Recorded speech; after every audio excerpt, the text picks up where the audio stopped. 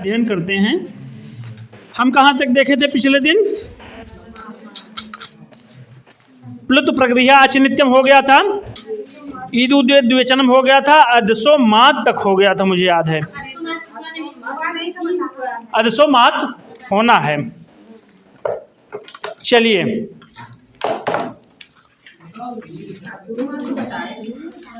अदसो मात बताए थे ना, अमी ईशाह, ये नियम है उसमें। चलिए मैं फिर से बता देता हूँ, रहने दें। उसमें है कुछ नहीं, बस ये है कि अदस शब्द के बाद यदि अमी मकार का ईकार आ रहा है तो उसकी प्रकृति संज्ञा हो जाएगी। बस यही कह रहा था, अमी धन ईशाह। फिर से देख लीजिए, है क्या नियम? अमी धन ईशाह, इधर इक है और इधर कोई स्वर है। अका सवर्ण दीर्घ हो रहा था, इधर इसका सवर्ण ये है, अका सवर्ण दीर्घ हो रहा था, लेकिन नहीं होगा। क्यों? क्योंकि अदसो मात, अदस शब्द के मकार के बाद यदि इकार आ रहा है तो उसकी प्रकृति संज्ञा होकर के क्या हो जाएगा? अमी ईशाह। किस सूत्र से ये नियम बना? अदसो मात से। तो ये केवल इसकी प्रकृति संज्ञा बताता है। ईदु द्विवचनम प्लुत प्रक्रिया अचिनित्यम से नित्य प्रकृति भाव होकर के अमी ईशाह ये बना रह गया। इसके बारे में हम लोगों ने पढ़ लिया था। अब आज का नियम है, अच्छा देख लीजिए, राम कृष्णौ अमु आसाते।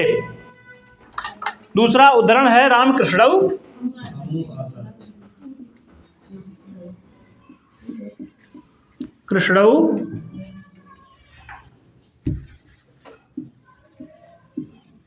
अमु, यहां आसते होना चाहिए था, आसाते कहाँ हो रहा है? यहां तो आसते आसते आसंते होना चाहिए था।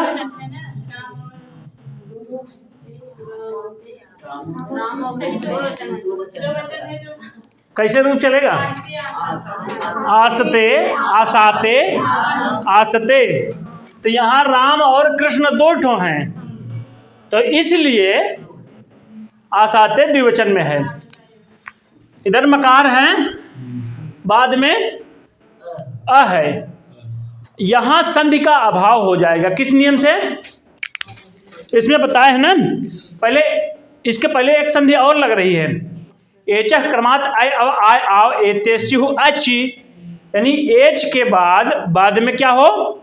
कोई स्वर हो, तो क्या एच के स्थान पर क्या हो जाए? आय अव आय आव, तो क्या बन जाएगा? राम, औ को आव हो गया, कृष्णा यहां वह इसमें जुड़ जाएगा, आ इसमें, कृष्ण में आकार आ हो गया ना, कृष्णा व मु, राम कृष्णा व मु धन आसाते हो गया। इधर अदसो मात वाला जो मामला था, अमु उकार का हो गया, यहां ईकार का हो गया। अदसो मात जो है, मात में ई और ऊ का, इन दोनों का परिगणन कराए थे। असौ अमु अमी ये आया था ना, तो यहां अमु था, यहां इसका उदाहरण ये हो गया और इसका उदाहरण ये हो जाएगा। उकार है, तब जब यह आ जाएगा, ये अदसो मात करता क्या है? प्रकृति संज्ञा की निपात संज्ञा, प्रकृति संज्ञा करता है। जब इसकी प्रकृति संज्ञा हो गई तो प्लुत प्रक्रिया अचिनित्यम से प्रकृति भाव, प्लुत या प्रगृह्य पहले हों, तो यहां मकार, ये मकारोत्तरवर्ती उकार क्या है? प्लुत है। प्लुत के बाद नहीं प्रगृह्य है, प्रगृह्य है ना, अदसो मात से प्रकृति संज्ञा हुई है इसकी। उकार ये प्रगृह्य है, बाद में क्या है? अ है। तो इन दोनों के स्थान पर कोई संधि कार्य नहीं हुआ, केवल प्लुत प्रक्रिया अचिनित्यम से नित्य प्रकृति भाव हो गया। तो क्या हो जाएगा? राम कृष्णा वमु आसाते। ठीक है, क्लियर। अब आगे बढ़ते हैं। आगे के 2-3 सूत्र जो है निपात संज्ञा करेंगे, कुछ प्रगृही संज्ञा करेंगे। अगला नियम है चादयो सत्वे।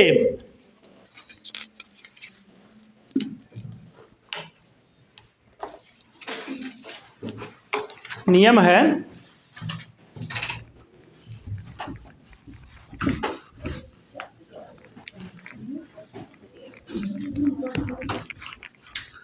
इसमें किसी को कोई दिक्कत तो नहीं ना?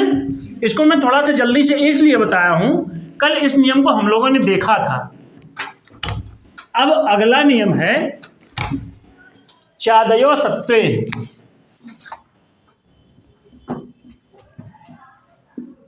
चादयो सत्वे, इसको तोड़ देंगे तो क्या हो जाएगा? चादयः असत्वे। बस कहें कि चादयः असत्वे। असत्वे माने यह क्या है? सप्तमी विभक्ति एक वचन का है, और चादयः माने ये प्रथमा का चादी चादी चादयः।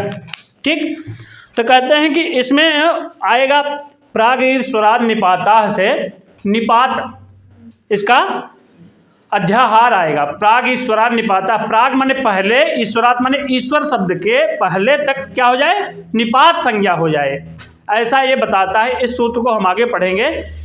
कहते हैं कि चादयो च आदि असत्वे माने द्रव्य भिन्न स्थिति में क्या हो जाए? निपात संज्ञा हो जाए।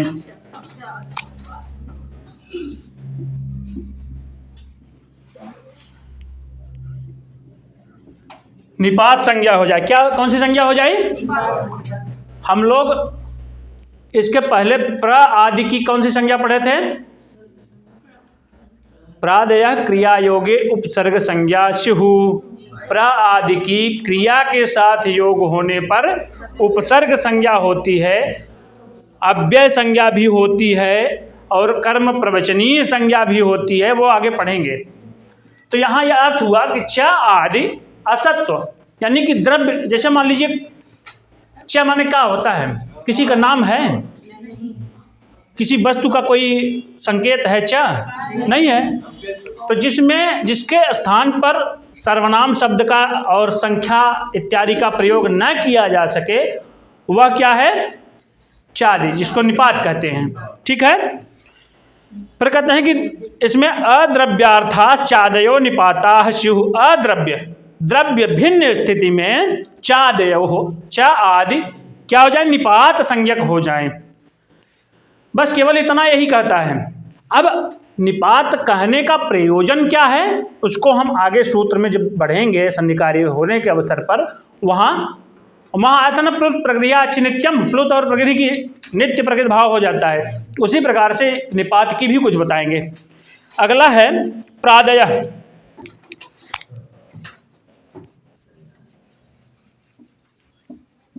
प्रादयः, इसका क्या क्रमांक है?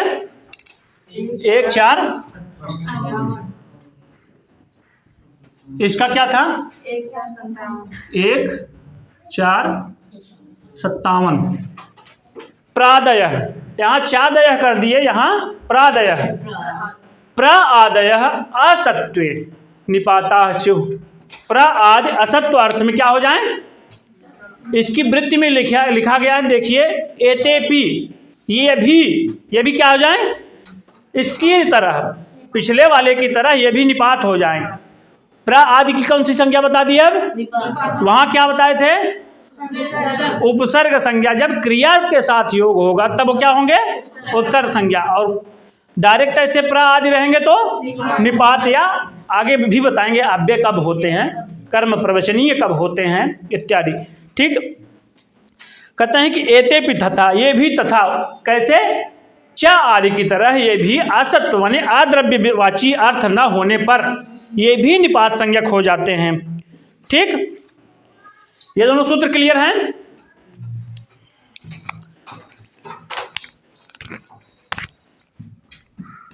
प्र आदयः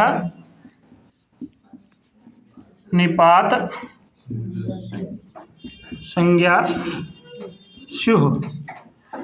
प्र आदि भी निपात संज्ञक होवें। यहाँ लिखा हुआ, आपकी वृत्ति में लिखा हुआ कि एतेपि तथा, ये भी इसके जैसे, जैसे ये च आदि निपात संज्ञक हुए वैसे प्र आदि भी निपात संज्ञक होंगे।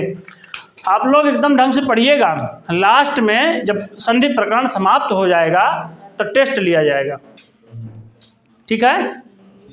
आधे ही लोग बोल रहे हैं। शिशुपाल प्रथम खत्म होने वाला ना,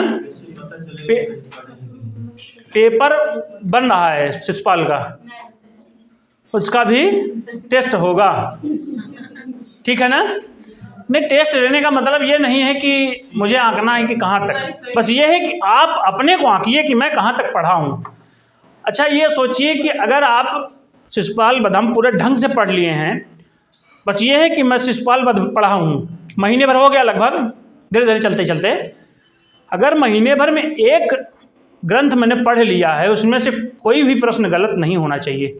अगर ये ध्येय रहेगा तो प्रवक्ता में कई ठो ग्रंथ हैं, सही ढंग से 10-12 ठो हैं। 10-12 महीने में आपको प्रवक्ता बनने से कोई भी नहीं रोक सकता है। क्यों, ऐसा है क्या? अगर एक महीने में एक ग्रंथ के लिए दिया जाए तो है क्या कोई रोकने वाला? कोई नहीं रोक सकता है। लेकिन आपका अध्ययन उस कोटि का होना चाहिए कि प्रत्येक पद का अर्थ, उसका क्या विग्रह है, क्या समास बन रहा है, क्या किस कारक नियम के तहत द्वितीया तृतीया आदि विभक्तियाँ हो रही हैं, ये सब देखते हुए। पूछे कहाँ से पूछेगा? किताब से बाहर तो कोई थोड़ी पूछेगा। अब उसमें मान लीजिए जैसे टीजीटी में पूछा था, शुद्धा बुद्धि वाला आया था ना, वो थोड़ा सा था, लेकिन अगर आप दिमाग लगाए होते तो वो भी गलत नहीं होता। ज़्यादातर लोगों को गलत ही था। चलिए, ये दोनों हो गए थे सूत्र। अगला सूत्र क्या है? निपाता एका जनांग, यही होगा। चलिए भैया, आप दोनों को समझ में आ रहा है? समझ में आ रहा है? कठिन तो नहीं लग रहा है? देखिए, जबरदस्ती में उड़ी ना हिलाइएगा। आए तो हाँ, ना आए तो नहीं, ना आए तो और अच्छा है। बस दो में से एक, या तो ना या तो हाँ, बीच वाला मामला नहीं हमारे पास, ठीक है? नहीं आ रहा होगा तो और अच्छे से आ जाएगा। अब थोड़ा थोड़ा आ रहा है, थोड़ा थोड़ा नहीं आ रहा है, तब ये भाई मामला तो मिडल वाला हो जाता है। तब इसलिए कि जैसे किसी भी वस्तु को यदि आप अपने दिमाग, वही बताया ना कि जब जो चीज़ें अपने दिमाग में सेट कर देंगे, मान लीजिए कह दिए कि हमको नहीं आता, नहीं आ रहा है इसके लिए, तब हम प्रयास करेंगे तो क्यों नहीं आ रहा है, कारण क्या है, तो उसके लिए हम किताब उल्टे पलटेंगे, खोलेंगे, पढ़ेंगे। इसलिए नहीं आ रहा है तो नहीं आ रहा है, नहीं आ रहा समझ में तो दोबारा पूछिए, तिबारा पूछिए, हम बताने के लिए यहाँ तैयार हैं। अगला सूत्र का है निपात एका जनांग। निपात एका जनांग,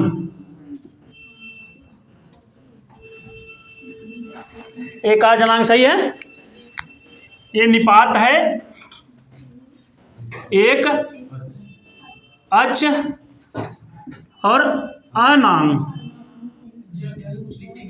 हाँ, अवग्रह है। एका जनांग अवग्रह होगा ना? नहीं है? अच्छा हाँ, ये तो हो जाएगा, सही सही सही, क्योंकि हलंत हो जाएगा तो बाद में अनांग। अनआंग, न आंग इति अनांग, कौन सा समास हुआ? नहीं तत्पुरुष। न आंग इति अनांग, यानी आंग से भिन्न, यही होगा, आंग से भिन्न। एक अच की निपात संज्ञा हो जाए।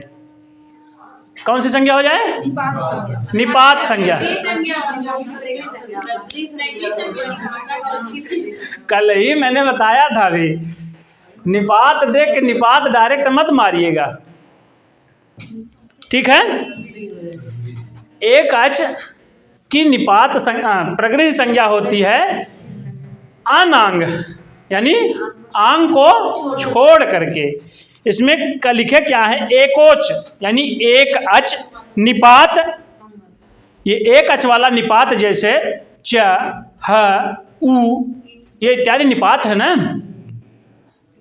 जैसे रामश्च लक्ष्मणश्च, च ये निपात है ना, ये कंजंक्शन का कार्य करता है। तो कहते हैं कि आंग वर्जः, आंग को छोड़ करके, प्रगृह्य स्यात्, ये प्रगृह्य हो जाएं, प्रगृह्य संज्ञक हो जाएं।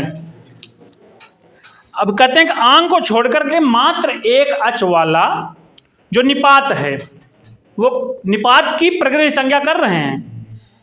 उधर बताए थे प्र आदि की कौन सी संज्ञा होती है, प्रादयः निपात संज्ञा, चादयः निपात संज्ञा। च ये एक आंच वाला है और प्र ये भी एक आंच वाला है। इसी तरीके से तमाम एक आंच वाले निपात हैं।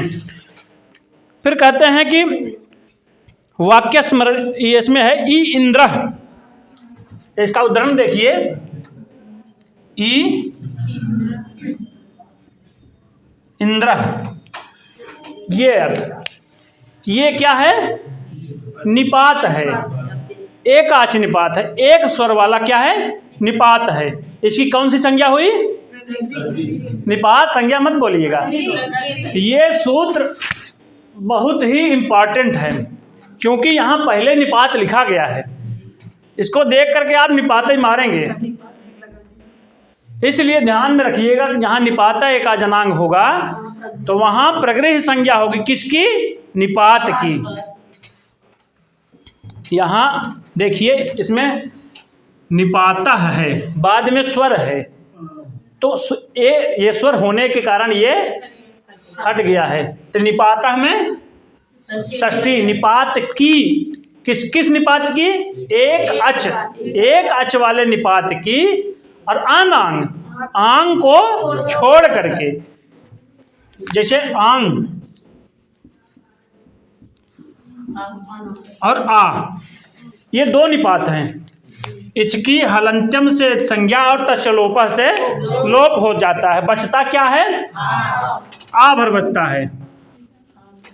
अब ये आंग वाला है कि ये आंग वाला है, यही मामला क्लियर नहीं होता है। हो पाएगा क्या, अगर मान लीजिए आंग हम नहीं लगाए नकार को, तो कैसे जानेंगे कौन नकार है कौन बिना नकार वाला है। ये दोनों निपात संज्ञक हैं, और आज बताए थे ना, तो वहाँ आंग आता है, वी आंग नी अधि आंग आया, तो उन सब की क्या संज्ञा बताया था, निपात संज्ञा। तो वही आंग, इसको कह रहे हैं कि इसको छोड़ करके, यानी इसकी यहाँ प्रगृह्य संज्ञा नहीं होगी, सिर्फ इसकी होगी। क्लियर, चलिए अभी और समझ में आ जाएगा जब इसका हम उदाहरण बताएंगे।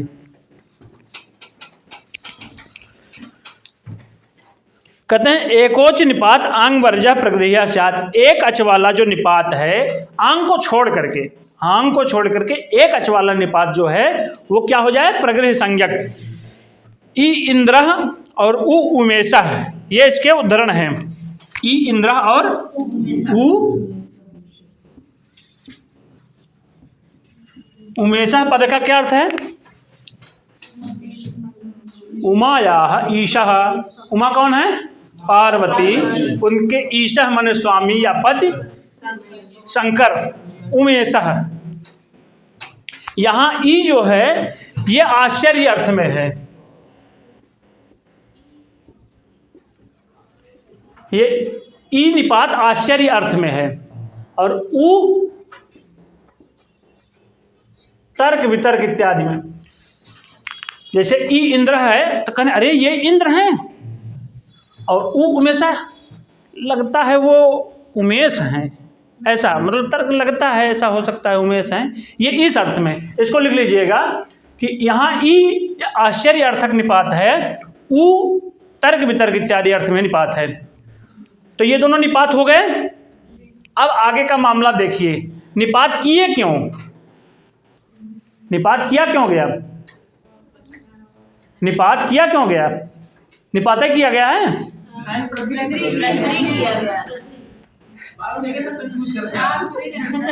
नहीं, हम कंफ्यूज नहीं हैं, हम इसलिए कहना चाह रहे हैं कि आप इसको देखिए बार बार ये कर क्या रहा है। हमारे गुरुजी भी ऐसे कंफ्यूज किया करते थे, तभी आज हमको बैठ गया दिमाग में, होगा क्या, निपात होगा कि प्रगृह होगा। तो इसकी कौन सी संज्ञा हो गई? क्यों हो गई? एकाच है, यहाँ बताए थे ना, एक अच वाले निपात की प्रगृह संज्ञा हो गई, तो इसकी प्रगृह संज्ञा हो गई इन दोनों की। तो प्लुत प्रगृह्या अच नित्यम से नित्य प्रकृति भाव हो जाए, यही कहना चाह रहे थे। ये प्रगृह करने का कारण क्या था? क्योंकि आगे प्रकृति भाव संधि में बनाना था, तो बन क्या जाएगा? ई इंद्र है, बचा बना रहेगा। यहाँ कौन सा नियम और लग रहा था? अकह सवर्णे दीर्घ, यहाँ भी दीर्घ लग रहा था, नहीं लगेगा। क्यों? यहाँ एकाच निपात की बात किए हैं। तो ई इंद्र ये पद बना रह गया, उमेशा ये पद ऐसे कि ऐसे बने रह गए। क्लियर है? समझ में आ गया? आगे बढ़ा जाए, चलिए। फिर आगे आता है आ एवं नुमन्य से, नहीं, वाक्य स्मरण और नित, ये आता ना वृत्ति में, देखिए लिखा गया है वाक्य स्मरणयो हो नित, वाक्य में और स्मरण अर्थ में नित भी क्या हो जाए? बता रहे हैं। वाक्य क्या है? वाक्य का उदाहरण क्या है उसमें? आ एवं नुमन्य से, आ एवं नुमन्य से। क्या तुम ऐसा मानते हो? आ ये क्या, कौन सा निपात है? एकाच है कि आंग वाला है? क्यों बताया है कि वाक्य और स्मरण अर्थ में नित ये होगा। ठीक है, चलिए।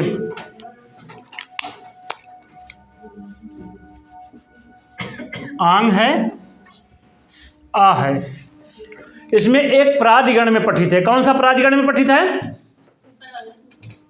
कैसे जाने?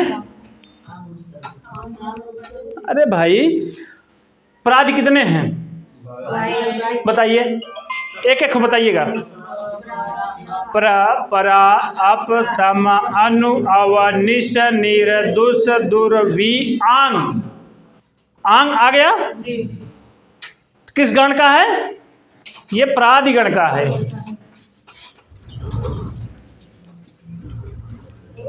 ये प्रादिगण का। दूसरा कौन से गण का है? दूसरा है चादिगण का।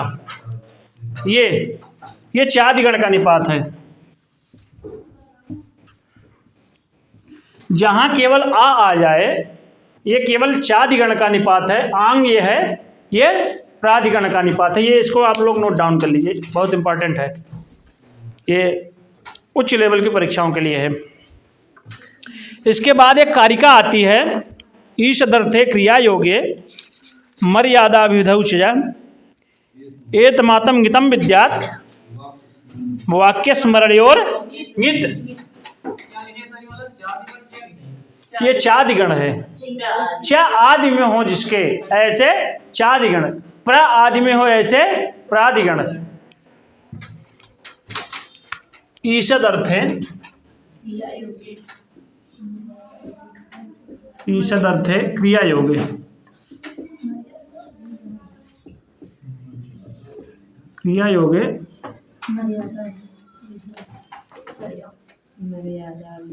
मर्यादा भी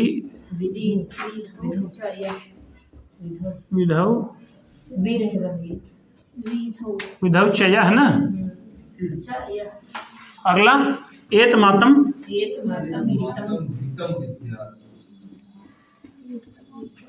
गीतम विद्यात्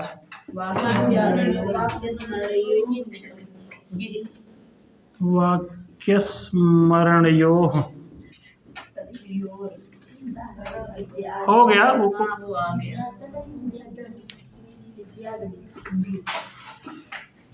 संधि को तोड़ करके मैंने लिख दिया है। ईषद अर्थ है क्रिया योगे मर्यादा अभिविधौ। ईषद अर्थ में, क्रिया के योग में, मर्यादा में और अभिविधि में। एतम, इनको, नितम विद्यात, एतम आतम नितम विद्यात। आत्मा ने यही आ, इस आ को जानना चाहिए। क्या? नित जानना चाहिए। यानी जो ऊपर वाला है नित वाला, कहते हैं एतम आतम, आत्मा ने तपरकरण से केवल हम जानते हैं कि ये अपने ही का ग्रहण करेगा मात्र। आत्मा ने आ, इस आ जो ऊपर वाला है उसको क्या जाने? नितम विद्यात, नित जाने। किन किन अर्थों में? ईषद अर्थ में, क्रिया के योग में, मर्यादा में, अभिविधि में। इतने अर्थों में नित जाने। किसको? आ को। क्लियर है? नहीं समझा? फिर से देखिए, इस आ को, यानी जो ये केवल बचेगा आ, इस आ को हम क्या जाने? कैसे जाने कि आंग का है कि जो चादिगण वाला है आ ये है? कैसे जाने? तो इसके लिए बताते हैं कि यदि वो ईषद अर्थ में हो, अथवा क्रिया के साथ योग हो, अथवा मर्यादा अर्थ में हो, अथवा अभिविधि अर्थ में हो। तो इस अर्थ में आ माने, आत्मा माने आ को नितम विद्यात, नित जानना चाहिए। और वाक्य स्मरणयो अनित, वाक्य और स्मरण में अनित, वाक्य और स्मरण अर्थ में अनित। अनित माने ये वाला, वाक्य और स्मरण अर्थ में केवल इसका प्रयोग आएगा। ठीक है? और ईषद अर्थ में क्रिया के साथ योग होने पर मर्यादा, अभिविधि और इसको जानना चाहिए। क्या? आंग, नित वाला आ जानना चाहिए। वाक्य में स्मरण अर्थ में यदि कहीं आंग का प्रयोग हुआ, आ का प्रयोग हुआ, तो उसको अनित यानी कि दूसरे वाला आ जानना चाहिए। ठीक है? अब आइए, ये थोड़ा सा लंबा प्रकरण हो जाएगा, लेकिन मैं समझता हूँ कि इसको आप यहाँ समझ लेंगे तो कारक में समझने में आएगा मामला। कारक में कहाँ आया है? आ मुक्ते संसारः आ सकलाद ब्रह्म। ठीक? वहाँ किस अर्थ में है? अच्छा, एक तो मुझे ख्याल आ रहा है, अभिज्ञान शाकुंतलम में सारंगरव ने एक वाक्य कहा है कि ओदकांतो स्निग्धो जनोनुगंतव्य, ओदकांतम। वहाँ कह रहा है कि ओदकांतम, जहाँ उदक का अंत है ऐसे स्थान तक, तो बता तो रहा है कि वहाँ तक जाना चाहिए। द्वितीया क्यों हुई है? वहाँ तो पंचमी हो जानी चाहिए थे। अब इसका चिंतन आप लोग करिएगा। नहीं नहीं नहीं, गत्यर्थक होने के कारण नहीं, मैं बता रहा हूँ। अभी जब ईषद अर्थ है, क्रिया योग, मर्यादा, अभिविधि ये जान जाएंगे तो उसको आप चुटकियों में बता देंगे।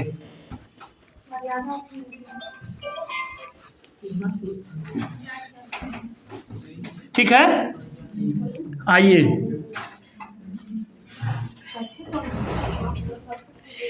ईषद अर्थ है क्रिया योग। ईषद अर्थ माने, थोड़ा सा बचाइएगा स्टैंड।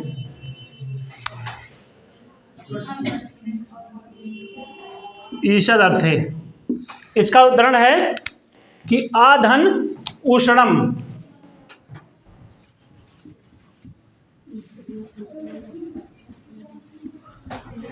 आ माने कुछ कुछ, उष्णम माने गरम, कुछ कुछ। संभावना है कि थोड़ा सा गरम है, तो क्या अर्थ है?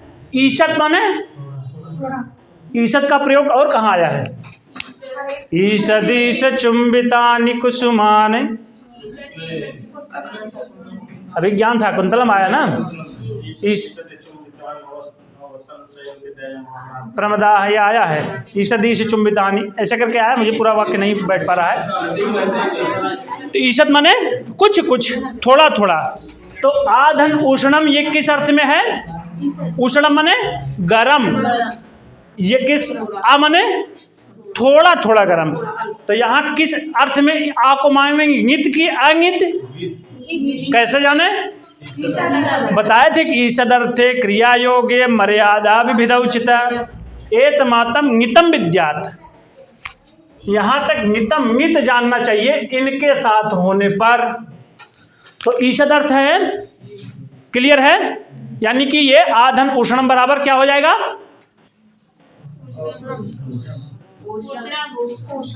यहां बताए थे अनांग, अनांग माने आंग को छोड़ करके क्या हो जाए? प्रकृति संज्ञा होगी। प्लुत प्रक्रिया अचिनित्यम से प्रकृति भाव हो जाएगा, यानी कि जहां आंग वाला रहेगा वहां प्लुत ये प्रकृति संज्ञा नहीं होगी, यही कह रहे हैं ना। तो यहां है आधन उष्णम बराबर क्या हो जाएगा? ओषणम, गुण आदेश होकर के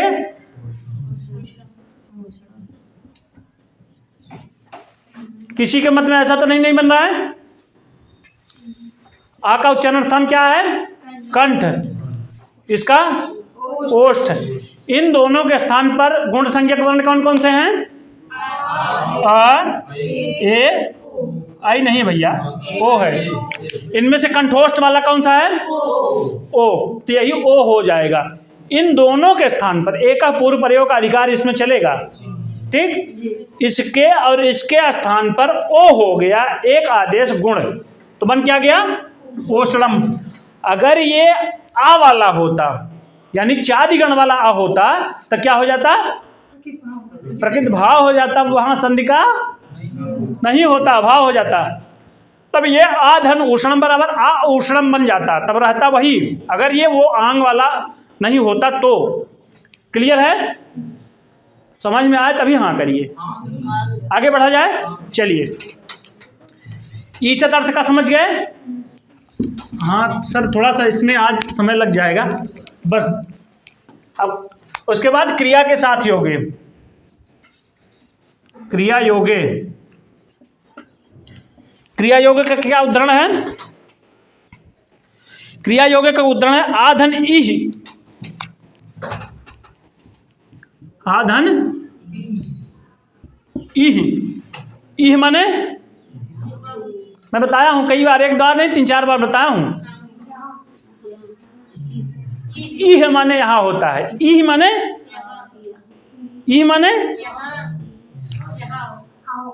ईड़गत धातु है, लोट लकार मध्यम पुरुष एक वचन में इह बतेगा। इह माने जाओ, जब आंग उपसर्ग लगा तब आओ होगा। ये मैं एक बार नहीं कई बार बता चुका हूँ उस दिन, इसलिए बता रहा हूं कि चूंकि ये गलत होने की संभावना यह होती है। आधन इह बराबर ए ही कैसे हो गया? जब ये प्लुत का भाव हुआ तब ये किसके साथ योग है? आंग। आंग का यहाँ अंगित का है, कैसे जाने? क्योंकि क्रिया के साथ योग है, प्रकृति भाव नहीं हो रहा है। आधन इसका क्या स्थान है? इसका यही होगा, तो हो क्या जाएगा? ए का उच्चारण स्थान क्या है? कंठ तालु, यही रूप बन जाएगा। इसके स्थान पर ए आ गया, बाद में ये सीधा उठ के चला आया, ए ही बन गया। ए ही माने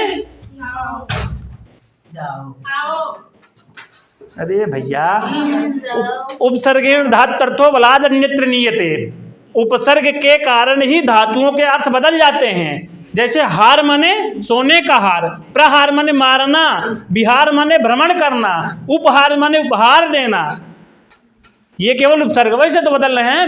यहाँ उपसर्ग लगे तो नहीं बदलेगा क्या? तो ए माने आओ, ए ही माने जाओ।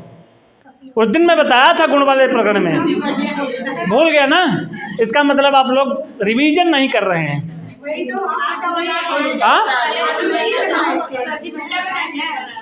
यही में आप लोग फिर से वीडियो जाके देखिएगा, वीडियो जाके मैं कह रहा हूँ ना, फिर से देखिएगा, आप फिर से वीडियो देखिएगा, देखिए फिर से बता दे रहा हूँ। मान लीजिए अगर हो सकता है गलती हो गई होगी, तो ई माने जाओ, ए ही माने आओ, यही बताए थे ना। कब बताए थे? अभी मैं उल्टा बताया था क्या? ओह, मतलब पहले की बात में हो सकता है, हो सकता है, हो सकता है। ई माने जाओ, ये ही माने आओ। यहाँ संधि हो गई, गुण संधि हो गई, तो हम समझ गए कि ईषद अर्थ के बाद क्रिया के योग हुआ किसका? आंग का। यहाँ आंग है, नकार की संज्ञा हुई है, तो श्लोप श्लोप होकर के आ भर बचा है केवल, तो क्रिया के योग हो गया। यहाँ प्लुत प्रगृह्य अचिनित्यम का मामला नहीं चल पाया। फिर आगे देखिए अगला क्या है? मर्यादा।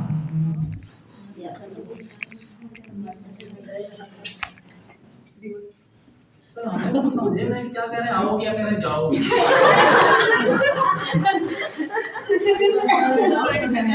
देखिए देखिए देखिए, फिर से मैं उस चीज को फिर से क्लियर कर देता हूं, चूंकि ये संशयात्मक ही है। इड धातु का लोट लकार में रूप चलाइए।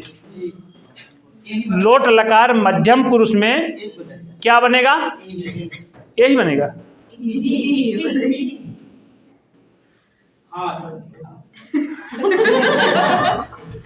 आप खुद कंफ्यूज हो रहे हैं। वहां बनेगा ई बनेगा। जब इसके साथ आंग उपसर्ग लग जाएगा तब क्या हो जाएगा? आधन ई बराबर, दोनों के स्थान पर गुण एकादेश होगा, तब ए ही माने जाओ, गच्छ माने जाओ, आगच्छ माने आओ। यही तो है, और क्या है? क्लियर?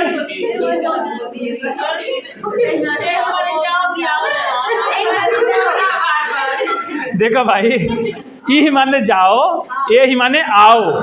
अब सही है? गच्छ माने जाओ, आगच्छ माने आओ। अब सही है? हो सकता है भाई, दिमाग में जो चीजें कभी कभी बैठ जाती हैं हो जाती। ठीक है, अब मर्यादा। मर्यादा का उदाहरण क्या है? आ अलवरात या आ प्रयागराजात, आ अलवरात, इसका उदाहरण है आ धन अलवरात। अलवरात माने पंचमी, अलवर तक। आ माने यहाँ आंग वाला आ है। मर्यादा माने सीमा होती है। जैसे कहा जाता है कि यहाँ से प्रयागराज तक बारिश हुई, यहाँ से प्रयागराज तक बारिश हुई, यानी कि प्रयागराज में नहीं हुई। प्रयागराज जहाँ से शुरू हो रहा है उसके पहले तक बारिश हुई। जैसे कह रहे थे कि उस तालाब की हाँ, सारंग रो कह रहा था ना कि ये नदी का तीर है, अत्र संदिष्ट प्रतिगंतुम रहस्य, यहाँ से दे करके आप लौट जाइए। तो यहाँ वो आया था, कैसे था? ओदकांतम स्निग्धो जनोनुगंतव्य तदिदम सरस्तीरम। ठीक, ओदकांतम आया है, तो यहाँ वो अभी मैं बता रहा हूँ उसका प्रकरण क्या था। हुआ क्या कि जैसे आ अलवरात यानी अलवर तक बारिश हुई, उसके बाद अलवर में नहीं हुई। जैसे सीमा बताया, इधर से चले, ये अलवर कोई जगह का स्थान है, यहाँ तक आए, इसके अलवर में बारिश नहीं हुई, इसके पहले ही हुई। क्लियर है? ये क्या है? मर्यादा यानी सीमा है। क्लियर है? अब देखिए यहाँ क्या हो जाएगा? दोनों के स्थान पर क्या होगा? अकह सवर्णे दीर्घा, तो क्या होगा? आ, फिर ये जुड़ जाएगा आलवरात। आलवरात भी हो जाएगा, पंचमी द, लास्ट में द को तक उदा हो जाता है। तो ये किस अर्थ में है? मर्यादा अर्थ में। ठीक है, आ अलवरात माने अलवर तक, यानी कि अलवर में नहीं बारिश हुई, अलवर तक ये कहेंगे तब यह मर्यादा हो गई। अब अविविध का देखिए, अविविध का क्या उदाहरण है? बड़ा समय आज चला जा रहा है, चलिए इसको समझ लेंगे तो आगे कठिनाई नहीं होगी। इसको बिल्कुल एकदम ध्यान में बैठा लीजिएगा, कहाँ अविविध होती, कहाँ मर्यादा होता है। ठीक है, अविविध का है, इसी उदाहरण में देख लीजिए। अविविध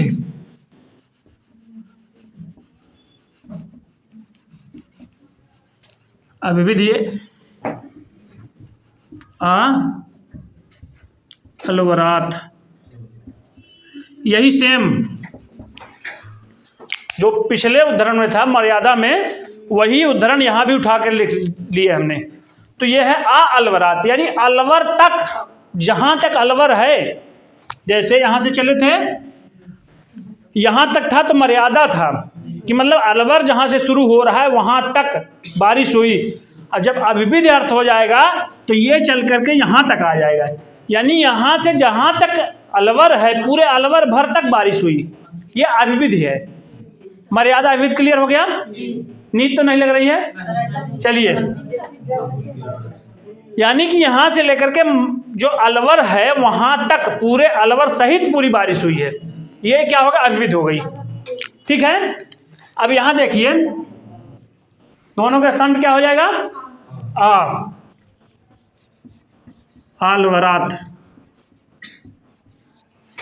अब ये कन्फ्यूजन हो सकता है कि अविविध वाला है कि मर्यादा वाला, तो आपको वहाँ ऑप्शन रहेगा कि मर्यादा अर्थ में है कि अविविध ही अर्थ में है कि उपरोक्त दोनों अर्थ में है कि केवल एक में है, वो ऑप्शन आपके लिए मिलेगा, एक ही देगा। क्लियर है? यहाँ संधि इसलिए हो गई क्योंकि ये नित का है और यहाँ अनित की बात की है, नित को छोड़ करके। अब आगे आइए, अब वाक्य और स्मरण अर्थ में देखिए, बस यही दो ठो है, वाक्य और स्मरण देख लीजिए, बस वाक्य खत्म इसका प्रकरण। वाक्य और स्मरण, वाक्य और स्मरण, आज तो ज़्यादा ही हो गया थोड़ा सा। वाक्य का उदाहरण क्या है कि आ एवं नु मन्य से, आ एवं नु मन्य से, आ एवं नु मन्य से, अरे तुम ऐसा मानते हो, यह अर्थ हुआ ना। वाक्य का क्या है? आ एवं किल तत्, आ एवं किल तत्, कहते हैं हाँ ऐसा ही कुछ था, यानी स्मरण का हाँ ऐसा ही कुछ था, चिंतन कर रहा है ना। लग क्या रहा है? स्मरण है।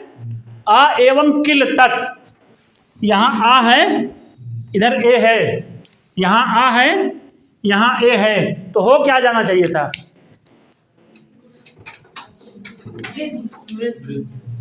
वृद्धि। कहता क्या है उसका नियम?